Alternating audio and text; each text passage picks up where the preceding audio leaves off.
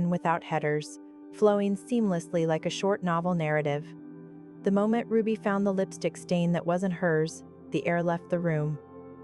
It was faint, a shade too bright for her taste. Crimson, expensive, deliberate on the collar of the custom shirt she had ironed for him the night before. The same shirt he'd worn to a client dinner she hadn't been polished enough to attend. Russell came home whistling, tossing his keys into the bowl with the casual entitlement of someone certain they'd never be caught.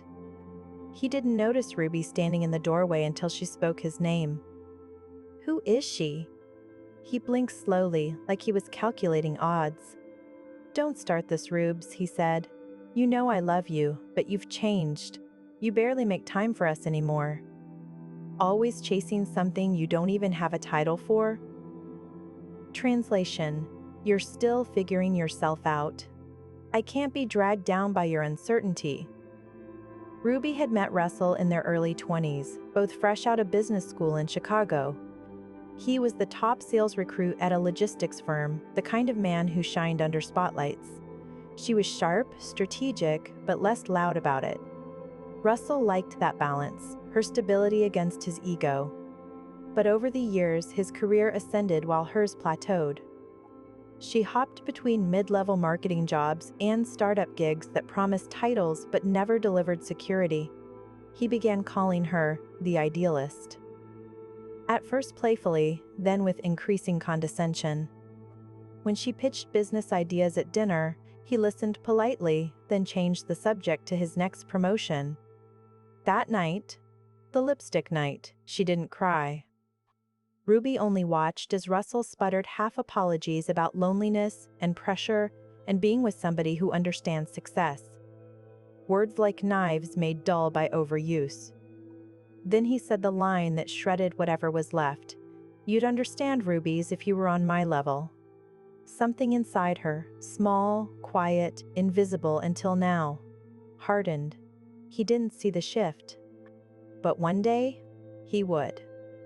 Ruby left him a week later, carrying 2 boxes and a folder of ideas she hadn't told anyone about. For months, she survived on freelance marketing work, couch surfing between friends' apartments while scouting coffee shops with reliable Wi-Fi and cheap refills. She didn't chase revenge. Not yet. She chased momentum. Her first real opportunity came when she pitched branding work for a scrappy logistics startup in Austin. They needed marketing. She needed a chance. Within a year, Ruby turned the company's image from faceless supplier to industry disruptor. Her data-driven campaigns were clean, bold, impossible to ignore. Investors noticed. The founder noticed too, and when he burned out and took a buyout, Ruby used her shares and savings to rebuild the company under a new name, Revilogics. By year 3, Revilogics wasn't just surviving, it was scaling.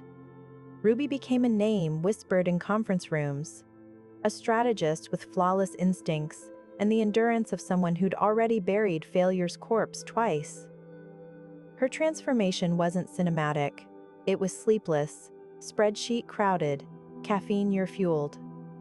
Every long night felt like a repayment plan for the humiliation she endured, interest compounded in ambition. The irony? Russell reached out again once her company hit headlines. A casual email first, saw the Forbes feature. "Congrats, Rubes. Proud of you." She didn't respond.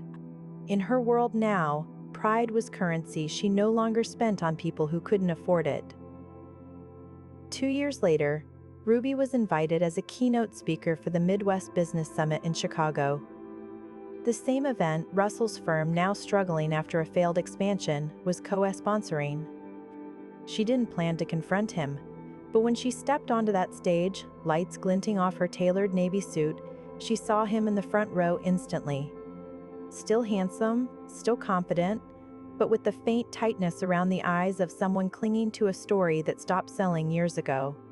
Her talk was about sustainable growth models, how leadership required humility and reinvention. She spoke about turning losses into leverage, about failure's hidden capital. When she said, "If someone tells you you're not on their level, Use that as your fuel to build the ground they'll kneel on one day." Russell's eyes briefly dropped. Afterward, at the networking reception, he approached her near the champagne table. The noise of conversation dulled into a low hum. "Ruby," he said, smiling too tightly, "I barely recognized you. You've really made it." She turned slowly, meeting his gaze. "You could have recognized me if you were looking at me instead of past me." He chuckled, trying to recover their old dynamic. "Come on, Rubes, you know I always believed in your potential." "That's the thing about potential," she replied, her tone measured. "It doesn't disappear when someone fails to see it. It just finds better visibility."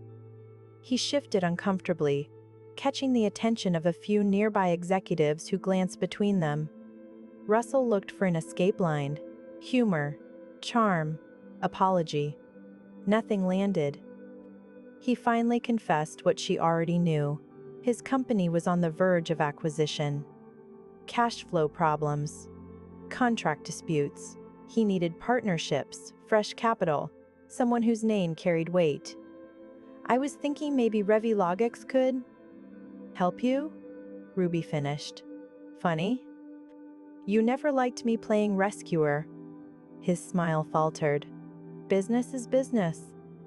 "Exactly," she said, setting down her glass. "And emotions are irrelevant. That's what you taught me." Russell blinked, then watched as Ruby extended her hand. For half a second, hope flickered. Then she said, "I'll have my team review your firm's assets after the acquisition. I'm sure we'll find them absorbable." It hit him like a slap disguised as courtesy. She wasn't offering partnership. She was buying his company. 3 months later, the headlines read, "Revilogix acquires Stratline Logistics in complete buyout." Ruby didn't include Russell in the transitional leadership team. She granted him a severance package fair, but cold. In their final boardroom meeting, she offered him a cup of coffee in the same phrase he'd once weaponized against her. "Don't take it personally," she said when he questioned the terms. "You just aren't on my level." He laughed, but the sound trembled. Every word he tried to speak dissolved into the sterile air between them. When he left the building, his reflection caught in the glass facade her company now. His former world. Her greater one. Ruby stood by the window as the sun trailed over the skyline, the same city that once made her feel small. Now it looked different. Tame, reachable, hers. She realized her revenge hadn't been his downfall. It was this, becoming everything he said she couldn't be, and doing it without needing his validation when she arrived.